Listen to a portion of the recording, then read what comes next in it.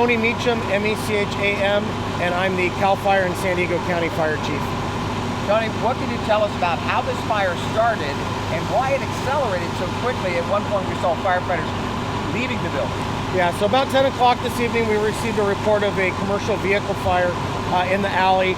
Our units arrived, started attacking the vehicle fire, and they realized the fire had extended into the structure. We immediately called for a first and then a second alarm, but the fire had a really good head start in the attic for us. Our folks made an entry into the building. They tried to attack it, but it just became too dangerous for them to continue to be in the building. We pulled out. We went to a defensive operation. We got firefighters into both the buildings on either side, and we were able to hold the fire into the church or the building of origin. So what was it about in the church that caused this fire to spread? Was it because it was empty and it was moving through, or were there accelerants? These are, no accelerants. These are older buildings, high fire load, a lot of wood, and our attic space is where the fire spread. So, it's plywood and wood material. So once the fire gets established in the attic, it burns very, very quickly. Help us understand, what was it that ignited the RV in the back? We're not sure. That's still under investigation. We do know the fire originated in and around the RV and then in the building, but I don't have an exact cause yet. We're still conducting our investigation.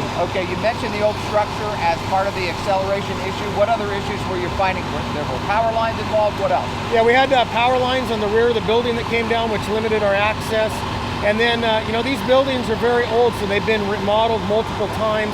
So just our firefighters trying to get access to the fire is difficult. There's numerous sheets of plywood, different roofing material. So these are very labor-intensive fires in these older buildings. Was there any reason to believe that somebody was in harm's way or there were threats to people? Were there evacuations? We did evacuate the buildings. We did do a primary search. You just never know if anybody's in there. So we did do a search. We have confirmed that nobody was in the building, and we have no reported injuries. Do you suspect arson? No, at this point we don't, and like I said, it'll still be a few hours before we conclude our investigation.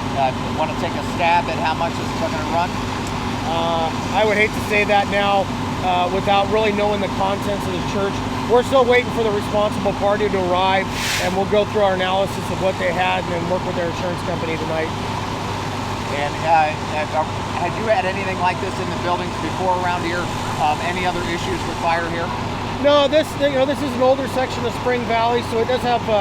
We have had fires in this area before, but nothing that I can recall in this particular series of buildings.